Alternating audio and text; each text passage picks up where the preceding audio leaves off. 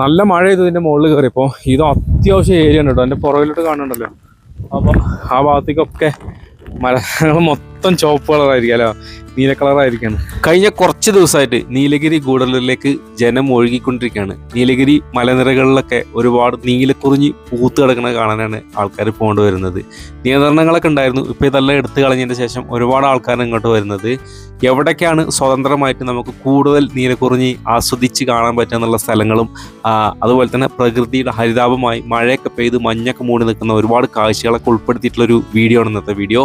നിങ്ങളിൽ ആരെങ്കിലും നീലഗിരിയിലേക്ക് നീലക്കുറിഞ്ഞി കാണാൻ വേണ്ടി വരുന്നുണ്ടെങ്കിൽ ഈ വീഡിയോ കാണാൻ മറക്കണ്ട. അതുപോലെ തന്നെ നിങ്ങളുടെ കൂട്ടുകാർക്ക് ഈ വീഡിയോ ഷെയർ ചെയ്യാനും മറക്കണ്ട.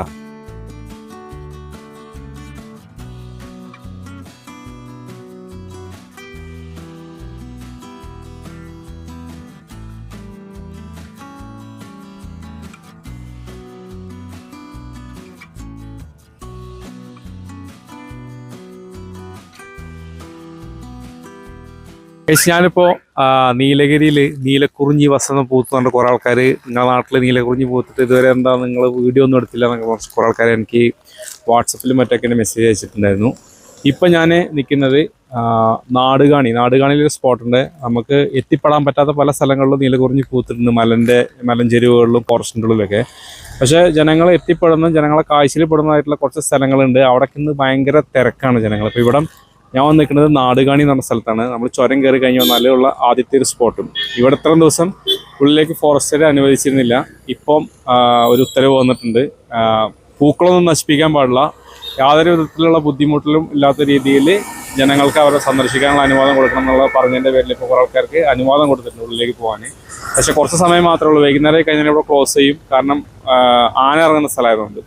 ഇപ്പം ഇവിടെ ഒരുപാട് വണ്ടികൾ വന്നിട്ടുണ്ട്. ഇപ്പം നല്ല ശക്തമായ മഴയാണ്, പക്ഷെ എന്നാലും ഒരു ശമനമല്ല, അത്രയും ആൾക്കാർ വന്നുകൊണ്ടിരിക്കുന്നത്. അപ്പം ഞാൻ ഇന്ന് ഇവിടുത്തെ 2-3-4 സ്പോട്ട് നമുക്ക് ഇന്നത്തെ വീഡിയോയിൽ കാണാം. എത്ര പൂക്കൾ പൂത്തിരിക്കുന്നത്, എന്തൊക്കെ അതിൻ്റെ കാഴ്ചകൾ, റോ ആയിട്ടുള്ള ഒരു വീഡിയോ ഞാൻ നിങ്ങൾക്ക് കാണിച്ചു തരാം. ഇപ്പം ഞാൻ നാടുകാണിയിലുള്ള ആ തോട്ടത്തിൻ്റെ അകത്തേക്കാണ് ഇപ്പം ഞാൻ ആദ്യം പോകുന്നത്. അത് കഴിഞ്ഞിട്ട് നമുക്ക് മറ്റുള്ള സ്ഥലങ്ങളിലേക്കൊക്കെ പോകാം. ടാൻറ്റീൻ്റെ പരിസരത്തുള്ള ആ ഒരു നീലക്കുറിഞ്ഞി പൂത്തിരിക്കുന്ന പറഞ്ഞ സ്ഥലത്തേക്കാണ് ഞാനിപ്പോൾ പോകുന്നത്. ഇതൊരു തേയിലത്തോട്ടത്തിനകത്തൂടെയാണ് ഇങ്ങനെ പോകുന്ന ഈ റോഡ്. ഒരു എസ്റ്റേറ്റ് റോഡാണ്, ടാൻറ്റി എസ്റ്റേറ്റിൻ്റെ. ആ റോഡിൻ്റെ അകത്തേക്ക് കുറച്ച് ദൂരം പോയി കഴിഞ്ഞാൽ അവിടെ ഒരു മേടുണ്ട് ഫോറസ്റ്റിൻ്റെ അകത്ത്. ആ മേട്ടിലാണ് ഇത് കൂടുതലായിട്ട് ഇവിടെ നീലക്കുറിഞ്ഞി പൂത്തിരിക്കുന്നത്. ഉള്ളിലേക്കുള്ള റോട്ടിൽ നമ്മൾ വണ്ടികളൊന്നും എടുത്തിട്ട് പോകാൻ പറ്റില്ല, നടന്നു പോകണം. പക്ഷെ നടന്നു പോകാൻ പറ്റിയൊരു അന്തരീക്ഷമാണ്, നല്ല കോടയൊക്കെ മൂടിയിട്ടുള്ളൊരു കാലാവസ്ഥയാണ്.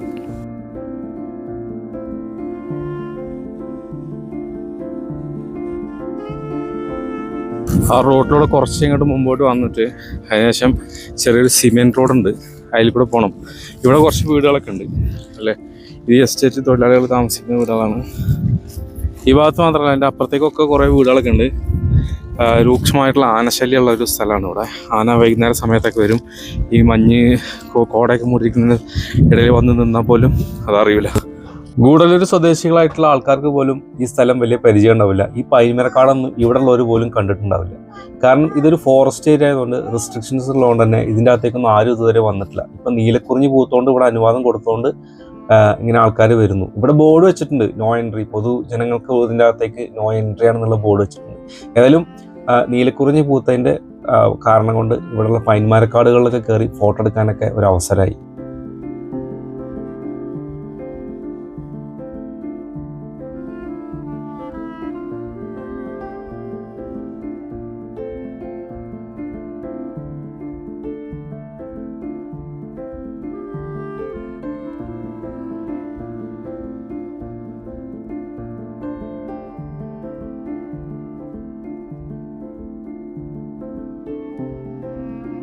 ജനവാസ കേന്ദ്രം തന്നെയാണ് ഈ ഒരു ഭാഗത്തേക്ക്. ഇതിൻ്റെ ഇപ്പുറത്തെ ഈ ഫുട്പാത്തിൻ്റെ ഇപ്പുറത്തെ സൈഡിലേക്ക് ഒരു കുന്നിൻ്റെ മുകളിലാണ് ഈ പൂത്തിരിക്കുന്നത്. അവിടെയാണ് ആൾക്കാർ ഇപ്പോൾ അങ്ങനെ പോയി താഴേക്ക് കണ്ടെടുത്ത് തിരിച്ചിറങ്ങി വരുന്നു.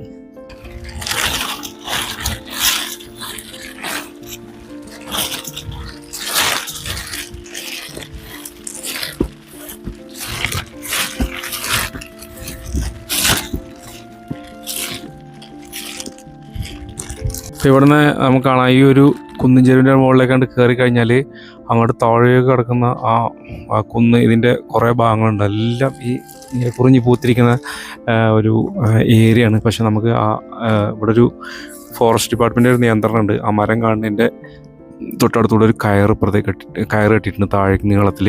ആ കയറിൻ്റെ അപ്പുറത്തേക്ക് പ്രവേശനമല്ല. ഈ സൈഡിൽ നിന്നിട്ട് ഫോട്ടോസൊക്കെ എടുക്കുക. അതിന് വേണ്ടിയിട്ടാണ് ഇപ്പോൾ ഇത്രയും ആൾക്കാരോട് വന്നിട്ടുള്ളത്. ശക്തമായ മഴ പെയ്തുകൊണ്ടാണ് ആൾ കുറച്ച് കുറവ്. ഈ ഭാഗത്ത് പൂക്കൾക്കിടയിലൂടെ പുല്ലൊരുപാട് മുളച്ച് നിൽക്കുന്നതുകൊണ്ട് നമുക്ക് നടന്നു പോകാൻ കുറച്ച് ബുദ്ധിമുട്ടൊക്കെയാണ്. പക്ഷെ നമ്മൾ ഇനി ഇവിടുന്ന് ഇത് കഴിഞ്ഞിട്ട് രണ്ടാമത് പോകാൻ പോകുന്ന സ്ഥലം നല്ല അടിപൊളി സ്ഥലമാണ്. ഒരുപാട് ഏരിയകളുണ്ട്. പക്ഷേ നമ്മൾ ആദ്യം നാടുകാണിലുള്ള ഒരു സ്പോട്ട് പരിചയപ്പെടുത്താനാണ് ഇങ്ങോട്ട് വന്നിട്ടുള്ളത്. ഇവിടെയും അത്യാവശ്യം ആൾക്കാരൊക്കെ വന്നിട്ടുണ്ട്, വന്ന് ഫോട്ടോസൊക്കെ എടുക്കുന്നുണ്ട്. ഇനി ഇവിടുന്ന് കണ്ടതിന് ശേഷം അടുത്ത സ്പോട്ടിലേക്ക് എല്ലാവരും പോകും. ഇപ്പം ഇവിടെ പൂത്തിരിക്കുന്നത് മൊത്തം നീലക്കുറിഞ്ഞല്ല, ഇത് മേട്ടുക്കുറിഞ്ഞാണെന്നാണ് ഇവിടുത്തെ ഫോറസ്റ്റ് ഉദ്യോഗസ്ഥർ പറയുന്നത്. അത് നീല കളറിൽ തന്നെയാണുള്ളത്. പക്ഷെ ഇതിൻ്റെ ലൈഫ് സൈക്കിളിൽ ചെറിയ വ്യത്യാസമുണ്ട്. നീലക്കുറിഞ്ഞി 12 വർഷത്തിലൊരിക്കലാണ് പൂക്കുന്നതെങ്കിൽ ഈ മേട്ടുക്കുറിഞ്ഞി എന്ന് പറയുന്ന പൂക്കൾ 6 അല്ലെങ്കിൽ 7 വർഷത്തിലൊരിക്കൽ പൂക്കുന്ന പൂക്കളാണെന്നാണ് ഇവിടുത്തെ ഫോറസ്റ്റ് ഉദ്യോഗസ്ഥർ ഇതുവരെ കൊടുത്തിട്ടുള്ള ഒരു വിശദീകരണം. കുറിഞ്ഞിപ്പൂക്കളുടെ വകഭേദങ്ങൾ നോക്കുകയാണെങ്കിൽ ഏകദേശം 200-ൽ കൂടുതൽ വകഭേദങ്ങളുണ്ട്. ഇതിൽ 45 മുതൽ 60 വരെ വരുന്ന വകഭേദങ്ങൾ പൂക്കുന്നത് ഇതുപോലെ പശ്ചിമഘട്ട പർവ്വതനിരകളിലാണ്. അതായത് സമുദ്രനിരപ്പിൽ നിന്ന് ഏകദേശം 1400 മുതൽ 2500 വരെ അടി ഉയരത്തിലുള്ള പർവ്വതനിരകളിലാണ് ഈ പൂക്കൾ പൂക്കുന്നതാണ് പറയപ്പെടുന്നത്. പശ്ചിമഘട്ടത്തിൽ 45-ലധികം വ്യത്യസ്ത വർഗത്തിൽപ്പെട്ട കുറിഞ്ഞിച്ചെടികൾ കാണപ്പെടുന്നുണ്ട്. 12 വർഷത്തിലൊരിക്കൽ പൂക്കുന്ന നീലക്കുറിഞ്ഞി മാത്രമാണ് ഏറെ പ്രശസ്തമെങ്കിലും 1 വർഷം മുതൽ 16 വർഷം വരെ നീളുന്ന വൈവിധ്യമാർന്ന പൂപ്പിൽ ചക്രങ്ങൾ, അതായത് ബ്ലൂമിംഗ് സൈക്കിൾ ഉള്ള മറ്റു കുറിഞ്ഞി വർഗ്ഗങ്ങളും നമ്മുടെ കാട്ടിലുണ്ട്. ഈ ചെടികളെല്ലാം ഒരുമിച്ച് പൂത്ത് നിൽക്കുന്ന സമയത്ത് മൊത്തത്തിലൊരു നീല കളറായിരിക്കും. ഈ പൂക്കളെല്ലാം നീല നിറത്തിലായതുകൊണ്ട് തന്നെ മലനിരകളെല്ലാം നീല കളറിലേക്ക് മാറും. അപ്പം നമുക്ക് ദൂരെ നിന്ന് നോക്കുന്ന സമയത്ത് മലകളൊക്കെ നീല നിറത്തിലായിരിക്കും നമുക്ക് കാണപ്പെടുക. അതുകൊണ്ട് തന്നെ നീലഗിരി മലനിരകളിൽ കൂടുതലായിട്ടും കുറിഞ്ഞിപ്പൂക്കൾ പൂക്കുന്നതുകൊണ്ട് ഈ മലനിരകളൊക്കെ നീല നിറത്തിൽ കാണപ്പെടുന്നതുകൊണ്ടാണ് ഈ മലകൾക്ക് നീലഗിരി എന്നുള്ള പേര് വന്നിട്ടുള്ളത്. ഈ ചെടികൾ കൂട്ടത്തോടെ പൂവിട്ട് വിത്തുകൾ ഉൽപ്പാദിപ്പിച്ച ശേഷം അത് പൂർണ്ണമായിട്ട് ഉണങ്ങിപ്പോകുന്നു. പിന്നീട് അടുത്ത തലമുറ ആ വിത്തുകളിൽ നിന്നാണ് മുളച്ചു വരുന്നത്.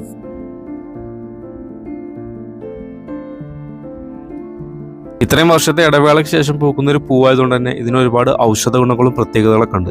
അതുകൊണ്ട് തന്നെ ഇവിടെ വരുന്ന സന്ദർശകർ ഒരിക്കലും ഈ പൂ പറിക്കാൻ പാടില്ല. പറിക്കുന്നത് കണ്ടു കഴിഞ്ഞാൽ അത് നിയമവിരുദ്ധമാണ്. നല്ല സംഖ്യ ഫൈനായിട്ട് ഈടാക്കുന്നുണ്ട്. ഏകദേശം 25,000 രൂപ വരെ ഈടാക്കുന്നുണ്ട്.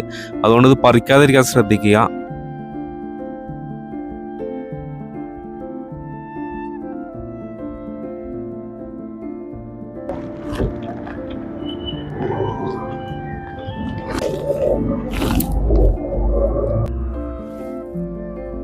ഇവിടെ നിന്ന് നമ്മളിനി അടുത്തത് പോകുന്നത് ഇവിടുന്ന് ഒരു 3-4 കിലോമീറ്റർ മാറി അപ്പുറത്ത് വേറൊരു സ്പോട്ടിൽ ഏറ്റവും കൂടുതൽ സ്ഥലങ്ങൾ നീലക്കുറിഞ്ഞി പൂത്തിരിക്കുന്ന ഒരു ഭാഗമുണ്ട്.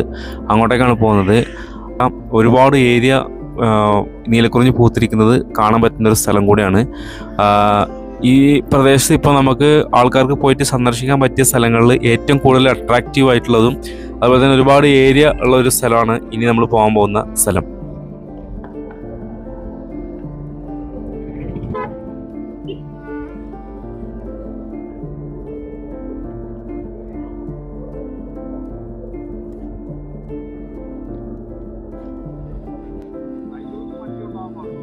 ഇതാണ് കോഴിപ്പാലം പള്ളിപ്പടി എന്ന് പറഞ്ഞ സ്ഥലം. ഗൂഡല്ലൂർ ടൗണിൽ നിന്ന് ഏകദേശം ഒരു 4 കിലോമീറ്റർ ഡിസ്റ്റൻസ് ഉണ്ടാവും.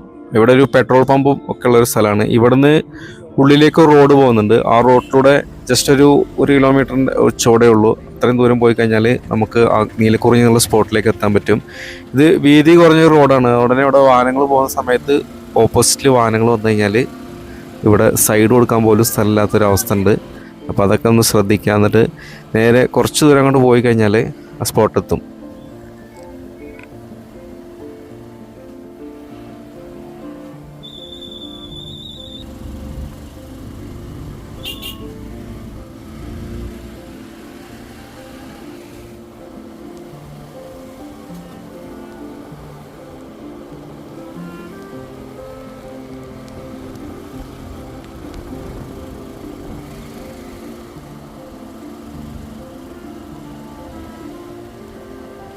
കുറച്ച് മുകളിലേക്ക് എത്തുമ്പോൾ ഇടത്തോട്ടും വലത്തോട്ടും ഉണ്ടാവും റോഡ്. നമ്മൾ നേരെ ഇടത്തോട്ട് നേരെ പോയാൽ മതി. കുറച്ച് ദൂരം ഒരു ഫോറസ്റ്റ് പോലെ ഉണ്ടാവും. ഒരു സിമെൻറ്റ് റോഡായിരിക്കും. പിന്നെ ആ റോഡ് പോകുന്നത് നേരെ അതിൻ്റെ സൈഡിൽ തന്നെയാണ് നമ്മുടെ സ്പോട്ട്.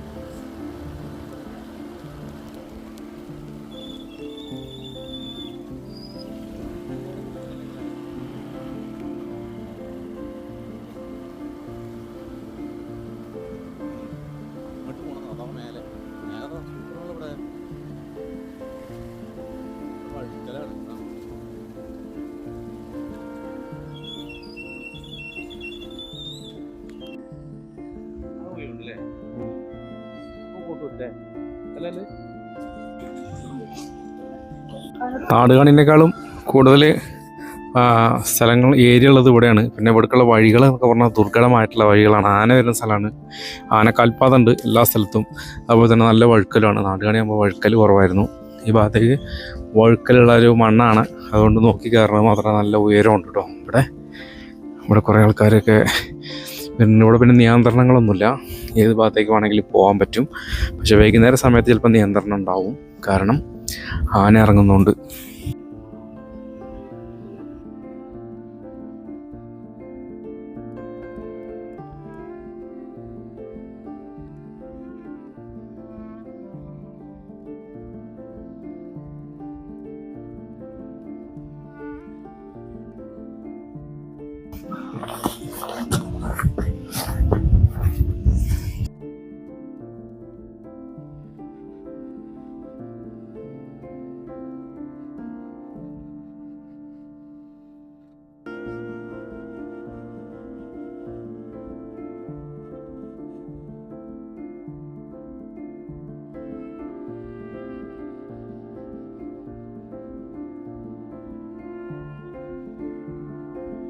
നല്ല മഴ ചെയ്ത് ഇതിൻ്റെ മുകളിൽ കയറിയപ്പോൾ ഇത് അത്യാവശ്യം ഏരിയ ഉണ്ട് കേട്ടോ. എൻ്റെ പുറകിലോട്ട് കാണുന്നുണ്ടല്ലോ.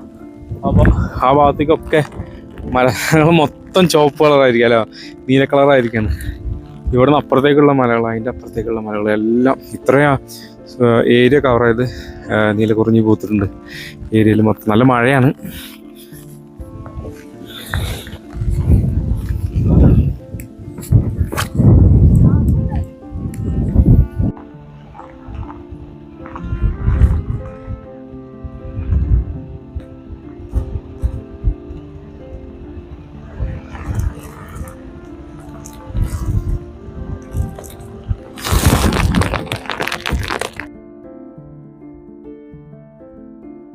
ഇതിൻ്റെ മുകളിലേക്ക് കുറച്ച് ദൂരം നമ്മൾ കയറി വരണം കേട്ടോ. ഇതിൻ്റെ മുകളിൽ വന്നു കഴിഞ്ഞാലുള്ള വ്യൂ എന്ന് പറഞ്ഞു കഴിഞ്ഞാൽ അടിപൊളി വ്യൂ ആണ്. ചുറ്റുഭാഗം നല്ല രസമുണ്ട്. കുറിഞ്ഞൊക്കെ അവിടെ ഇരിക്കട്ടെ, ചുറ്റുഭാഗമുള്ള മലനിരകളും മറ്റൊക്കെ ഇപ്പോൾ കുറച്ച് മഞ്ഞ് മൂടിയോണ്ട് നമുക്ക് ശരിക്കും കാണാൻ പറ്റുന്നില്ല. പക്ഷെ യഥാർത്ഥത്തിൽ മഞ്ഞൊക്കെ മാറിക്കഴിഞ്ഞാൽ നല്ല തെളിഞ്ഞ് കാണുകയാണെങ്കിൽ ഈ ഒരു ലൊക്കേഷൻ എന്ന് പറഞ്ഞിട്ടുണ്ടല്ലോ, നീലഗിരിയിൽ ഒരു ഹൈലൈറ്റഡ് ലൊക്കേഷൻ ആയിരിക്കും. അത്രയ്ക്ക് ഒരു അടിപൊളി ലൊക്കേഷനാണ് കൊടുക്കുന്നത്. അപ്പുറത്തേക്കുള്ള മലനിരകൾ, പിന്നെ ഈ ഭാഗം നീലക്കുറിഞ്ഞ് പൂത്തിരിക്കുന്ന പറഞ്ഞത് ഈ മല മാത്രമല്ല കേട്ടോ, അതിൻ്റെ അപ്പുറത്തേക്കുണ്ട്. അത് അവിടെ കാണുന്ന ആ മലൻ്റെ മുകളിൽ വരെ ചുവപ്പ് കളറായിട്ട് കാണും. നമുക്ക് ക്യാമറയിൽ അത്രയ്ക്ക് വിസിബിൾ അല്ല, പക്ഷേ ഇതൊരു ലൊക്കേഷൻ അടിപൊളി. നമുക്ക് അങ്ങ് കാണാൻ ആ ലാസ്റ്റ് വരെ ഒന്ന് പോയി നോക്കാം.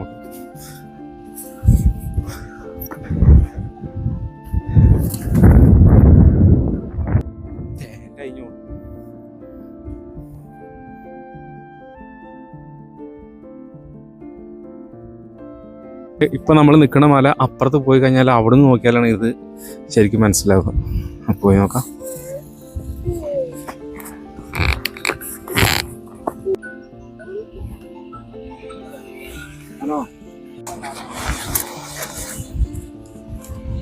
നമുക്കിവിടെ നടന്ന് കാണാനുള്ള സൗകര്യം ഉണ്ട് കേട്ടോ. ഇഷ്ടം പോലെ ഏരിയയാണ് പൂത്തെടുക്കുന്നത്.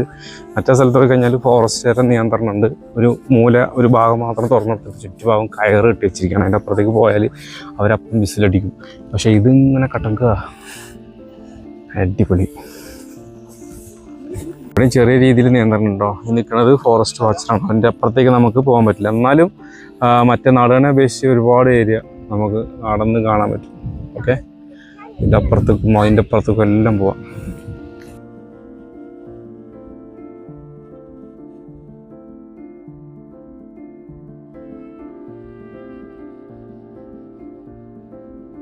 ഇവിടെ അത്യാവശ്യം ഏരിയ നമുക്കുണ്ട് കേട്ടോ. നമ്മൾ നാടുകാണിൽ വന്നു കഴിഞ്ഞാൽ കുറച്ച് സ്ഥലത്ത് മാത്രമേ നമുക്ക് കാണാൻ പറ്റുള്ളൂ. ബാക്കിയുള്ള സ്ഥലമൊക്കെ അവർ കയറിട്ടിട്ട് നിയന്ത്രണമൊക്കെ ഉണ്ട്. പക്ഷേ ഇതിൻ്റെ മുകളിൽ വന്നു കഴിഞ്ഞാൽ ഏകദേശം ഏരിയ നമുക്ക് കവർ ചെയ്തിട്ട് കാണാൻ പറ്റും. പിന്നെ സൂക്ഷിച്ച് കയറി വരണം. വഴുക്കലൊക്കെ ഉള്ളൊരു സ്ഥലമാണ്. അതുപോലെ തന്നെ ഇവിടെ കുറേ ആൾക്കാർ വന്നിട്ട് ഇതൊക്കെ പറിച്ചിട്ടൊക്കെ പോകുന്നുണ്ട്. കാരണം ഇത് വീട്ടിൽ കൊണ്ടുപോയി വെച്ചിട്ട് അവിടെ കൊണ്ടുപോയി നട്ട് കഴിഞ്ഞാൽ ഇത് 12 വർഷം കഴിയുമ്പോൾ പൂക്കും എന്നുള്ളൊരു ധാരണയിൽ പറിച്ചിട്ട് പോവാണ്. പക്ഷേ ഒരു ചെടിയൊക്കെ കൊണ്ടുപോയി വീട്ടിൽ പറിച്ചത് പൂത്താലും അത് കാണാൻ എന്ത് ഭംഗിയുണ്ട്. പക്ഷേ ഇവിടെ വന്ന് ഈ മലൻ്റെ മുകളിൽ ഇങ്ങനെ ഈ മല മൊത്തം കളർ മാറി കിടക്കുന്നത് കാണുന്ന ഭംഗി നമുക്ക് ഒരിക്കലും വീട്ടിൽ കൊണ്ടുപോയി വെച്ചാൽ കിട്ടില്ല. അത് മാത്രമല്ല, ഇത് പറിച്ചിട്ട് പോകുന്നവർ ശ്രദ്ധിക്കാൻ വേണം കേട്ടോ. അത് കയ്യിൽ നമ്മൾ ഈ പൂ പറിച്ചിട്ട് പോകുന്നുണ്ടെങ്കിൽ അപ്പോൾ ഫൈനാണ്. 25,000 രൂപയുടെ ഫൈൻ ഇടുന്നുണ്ട്. ഇത്രയും ദിവസം ഇവിടെ നിയന്ത്രണമായിരുന്നു. കാരണം ഇവിടെ ഉച്ച കഴിഞ്ഞ് വൈകുന്നേരം, അതിരാവിലെ അതുപോലെ തന്നെ വൈകുന്നേരം സമയത്തൊക്കെ ഇവിടെ വരുമ്പോൾ സൂക്ഷിക്കണം. ആന വരുന്ന സ്ഥലമാണ്. ഒരുപാട് കാട്ടാനകളുണ്ട്. നമ്മളിപ്പോൾ വരുന്ന വഴിക്കൊക്കെ കയറി വരുമ്പോൾ ആനൻ്റെ കാൽപ്പാദങ്ങളൊക്കെ കണ്ടിരുന്നു. പിന്നെ ഈ പുല്ല്, ഇവിടെ പുല്ല് കുറവാണ്. അതെന്ന് ഈ ചെടികൾക്കിടയിൽ ഒരുപാട് വളർന്നു നിൽക്കുന്ന പുല്ലാണ്. ചെടികളെക്കാൾ ഉയരത്തിൽ വളർന്നു നിൽക്കുന്ന പുല്ലുകളുണ്ടാവും. നാടാണി ഭാഗത്തൊക്കെ ഇഷ്ടംപോലെ ഉണ്ട്. ആ പുല്ല് വന്നിട്ട് ഇവർ ഇത് പ്ലാന്റേഷൻ ചെയ്യുന്നതാണ് ഫോറസ്റ്റുകാർ. അതായത് ആനകൾക്കൊക്കെ വേണ്ടിയിട്ട്, ആനകളൊക്കെ കൂടുതലായിട്ട് ഭക്ഷിക്കുന്ന ഒരു പുല്ലാണ് ആ പുല്ല് വളർത്തി ഫുള്ളായിട്ട് പ്ലാന്റേഷൻ ചെയ്തത്. പക്ഷേ ഈ ഭാഗത്ത് നമുക്ക് ആ പുല്ല് വളരെ കുറവാണ്. അതുകൊണ്ട് തന്നെ ഈസി ആയിട്ട് നടന്നിങ്ങനെ കാണാനൊക്കെ പറ്റും. എന്നാലും ഒന്ന് എക്സ്പീരിയൻസ് ചെയ്യുക. ഏകദേശം 20 ദിവസത്തേക്ക് ഈ പൂ ഉണ്ടാവുമെന്നാണ് തോന്നുന്നത്. 20 ദിവസം വരെ അത് വാടാതെ നിൽക്കുക. അത് കഴിയുമ്പോഴത്തേക്ക് അത് വാടി പൊഴിഞ്ഞ് പോവുകയാണ് ചെയ്യുക. പിന്നെ ഇതിൻ്റെ വിത്ത് ഇവിടെ തന്നെ വീണ് ഇത് വീണ്ടും ചെടികളായി മുളച്ചു വന്ന് വീണ്ടും അതിൽ നിശ്ചിത വർഷം കഴിയുമ്പോൾ വീണ്ടും നീലക്കുറിഞ്ഞികൾ പൂക്കും. നീലക്കുറിഞ്ഞാണെന്ന് പറയാൻ പറ്റില്ല, കാരണം ഇത് ഒരുപാട് വെറൈറ്റീസ് ഉണ്ട്. 200 വിധം കുറിഞ്ഞികളുണ്ടെന്നാണ് പറയുന്നത്. അതായത് ഈ പശ്ചിമഘട്ട പർവ്വതനിരകളിൽ പെയ്തു പോയി മക്കളെ മഴ, നല്ല മഴ പെയ്തു. മഴ വേണം. അതെ അതെ. ഇത്രയും പൂക്കളല്ലേ, ഇത്രയും പൂക്കളാണ്.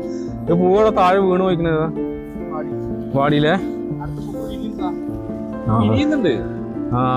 അതിനനുസരിച്ച് വിരിയനും ഉണ്ടല്ലേ പോകുന്നതിനനുസരിച്ച്. എന്തായാലും അടിപൊളി.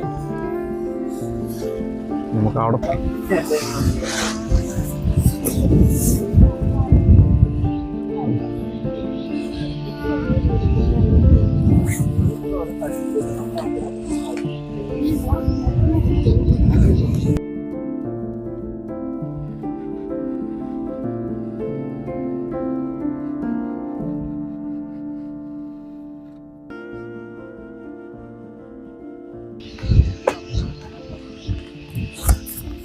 ഇതിന്റെ മുകളിൽ വന്നപ്പോൾ ഒരു പാറക്കെട്ടുണ്ട് കേട്ടോ. ഇതിന്റെ മുകളിൽ കയറി നിന്ന് കഴിഞ്ഞാൽ അപ്പുറ സൈഡിലേക്കും ഇപ്പുറ സൈഡിലേക്കും ഒക്കെ വ്യൂ ആണ്.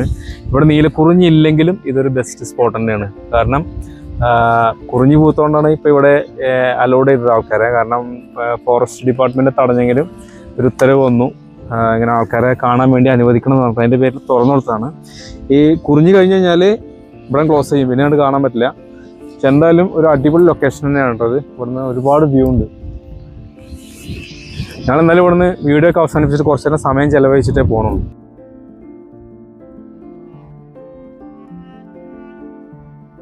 അപ്പോൾ ഇതൊക്കെയാണ് നീലഗിരിയിൽ പൂത്ത നീലക്കുറിഞ്ഞികളുടെ കാഴ്ച. ഇനി നീലഗിരിയിൽ തേയിലപ്പൊടി ആവശ്യമുള്ളവർ നമ്മൾ നമ്പറിലേക്ക് മെസ്സേജ് അയച്ചാൽ മതി, അയച്ചുതരാം. അടുത്ത വീഡിയോ കാണാം. Bye bye.